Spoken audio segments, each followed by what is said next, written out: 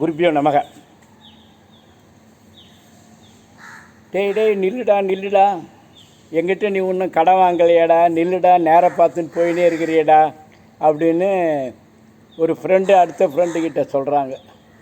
அவன் என்ன சொல்கிறான்னா, வாஸ்தவம் தான், நான் உங்ககிட்ட கடன் வாங்கலை, எங்கிட்ட முன்னாடி போகிறான் ஒருத்தன், அவன் எங்கிட்ட கடன் வாங்கிட்டான்.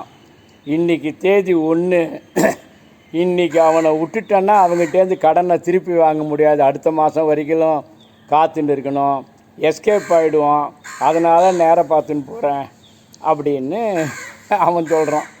இது நேர்பார்வை இல்லைங்க. நேர்பார்வைன்னா என்னன்னா, பகவத்கீதையில் என்ன சொல்கிறாங்கன்றது சொல்கிறேன்.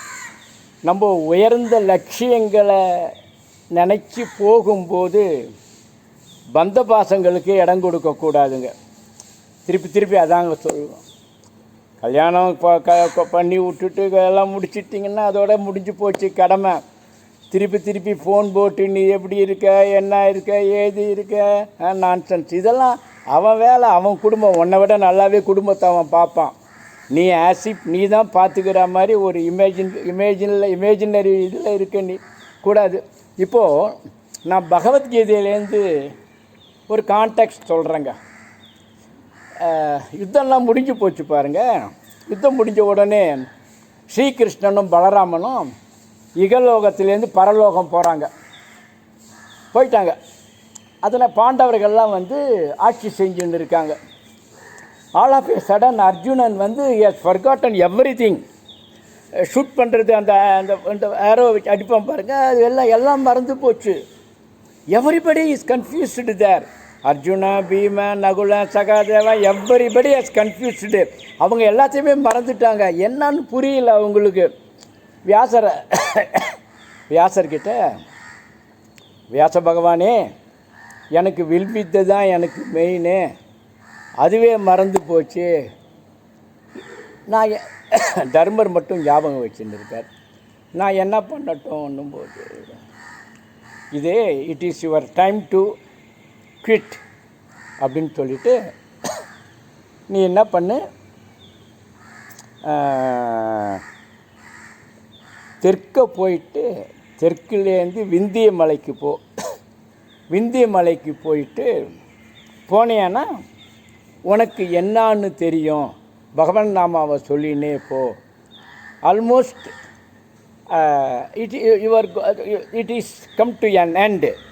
Your worldly life is come to an end. நீ போனோடனே எல்லோரும் போயிட்டு நேராக விந்திய மலைக்கு போகிறாங்க. அப்போது அசரீரி சொல்லுதுங்க, நீங்கள் மலையில் ஏறும்போது நேர்பார்வை பார்த்துன்னுவாங்க, you should not turn back அப்படின்றாங்க. சரி அப்படின்னு சொல்லிவிட்டு எல்லோரும் போகும்போது ஒன்று பின்னாடி ஒன்று போகும்போது கௌசல்யா இருக்கா பாருங்கள், பாஞ்சாலி, அவள் என்ன பண்ணா, கீழே விழுந்துட்டான். அப்போது பீமன் கேட்குறான் தர்மர்கிட்ட, அண்ணா கீழே விழுந்துட்டாங்களே, பாஞ்சாலி கீழே விழுந்துட்டாங்களே என்னன்னும்போது, ஆமாம், பாஞ்சாலி நம்ம 5 பேர் இருக்கும்போது அர்ஜுனன் மேலே வெரி சாஃப்ட்டு கார்னர். நம்ம பேரில் லவ்வுன்னா அர்ஜுனன் பேரில் லவ். அதனால் பார்ஷியாலிட்டி காமிச்சா, அதனால் ஷே ஃபாலன் டவுன்னு தர்மர் சொல்கிறார். ஆஃப்டர் சம் டைம் என்னாச்சு, நகுலன் கீழே விடுறான். அண்ணா நகுலன் விடுறாண்ணா. ஆமாம், உலகத்திலே நம்மளை விட அழகு நகுலன் ரொம்ப அழகாக இருப்பாங்க. அதாவது ரதி எப்படி இருக்காங்களோ அது மாதிரி ஆம்பளையில் அவன் நகுலன். அவனுக்கு தான் ரொம்ப அழகுன்ற ஒரு இருமாப்பு இருந்தது, அதனால் அவன் விடறான். அப்படின்போது கொஞ்ச நேரத்துக்கெல்லாம் சகாதேவன் விடறான். அண்ணா சகாதேவன் வந்துடுறானே, வேறு ஒன்றும் இல்லை.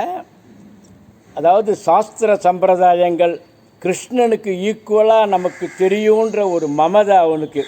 ஆமாங்க, சகாதேவன் தான் இந்த குருக்ஷேத்திர யுத்தத்துக்கு நாள் குறித்து கொடுக்கறது, எதுவாக இருந்தாலும் அவன் தான். ஏன்னா அக்யூரேட்டாக இருக்கும் சாஸ்திர ஞானம் உள்ளவன்.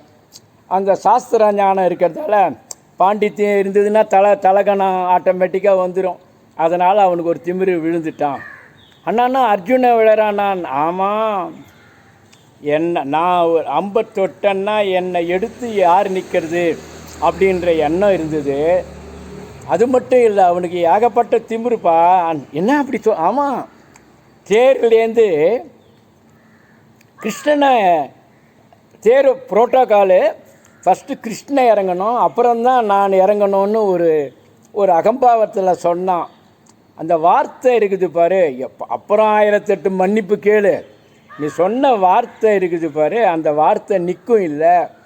அவர் சொன்னது எவ்வளோ பெரிய தப்பு. உண்மையில் Arjunan has done nothing but அந்த தேர் சப்சிக்வெண்ட்டாக என்ன ஆச்சுன்றது உங்களுக்கு தெரியும். ஹனுமான், அதாவது அந்த சண்டை முடிஞ்சவுடனே ஹனுமான் கொடி பறந்து மேலே போயிடுச்சு. ஹனுமான் கொடி போன உடனே இந்த தேர் தூளாக ஆகும். ஏன்னா அவ்வளோ அம்பு பானது. ஆனால் கிருஷ்ணனை நீ இறங்குன்னு சொன்னார் பாருங்கள் அர்ஜுனன். கிருஷ்ணன் இறங்கியிருந்தார்னா அர்ஜுனன் நோவேர், பாரதமே வேறு மாதிரி ஆகிருக்கும். இருந்தாலும் கிருஷ்ணன் நீ இறங்குன்னு சொன்ன உடனே கிருஷ்ணன் இறங்கின உடனே தேர் தூளாகிடுச்சு. இப்போது அந்த அர்ஜுனனுக்கு அந்த திமிரு, ஈகோ, அதனால் அவன் போயிட்டான். அண்ணா நான் உழறேன்ட்டு பீமன் கீழே உழறான். அண்ணா நான் உழறேன்றான். நீயும் உழறண்டா, வேறு வழி இல்லை. உனக்கு எல்லாரை விட நம்ம உடம்பு கொஞ்சம் பருமனாக இருக்குது, நமக்கு மிஞ்சி யாரும் இல்லை, நான் ஒருத்தனே துரியோதனனை போட்டு சொல்வேன் அப்படின்ற ஒரு ஈகோ இருந்தது பாரு, அதனால் நீ போன அப்படின்னா. இதெல்லாம் பார்த்துட்டே இருந்து தேவேந்திரன் புஷ்பக விமானத்தில் தர்மரை கூப்பிட்டுன்னு போனாருங்க. அப்போ தாங்க தர்மர் சொல்கிறாரு, மனுஷன் உலகத்தில் பிறந்தவன் பந்த பாசங்களுக்கு இடம் கொடுக்கக்கூடாது, வந்த காரியம் என்னவோ நேர்பார்வை அதை பார்த்துட்டு போனோன்னு சொன்னாருங்க. புரியுதுங்களா? உங்களுக்கும் சொல்கிறேன், இந்த வீடியோலேருந்து உங்களுக்கு சொல்கிறது என்னன்னா, பிள்ளைங்களுக்கெல்லாம் கல்யாணம் பண்ணி காட்சி பண்ணி முடித்ததுக்கப்புறம் கடமையாக்கா முடிஞ்சு போச்சுன்னு சொல்லிவிட்டு பகவானை நினச்சிட்டு கோயில் கோலம் போங்க, நல்லதே நடக்கும். நன்றி, வணக்கம். ஹர ஹர ஹர மகாதேவ்.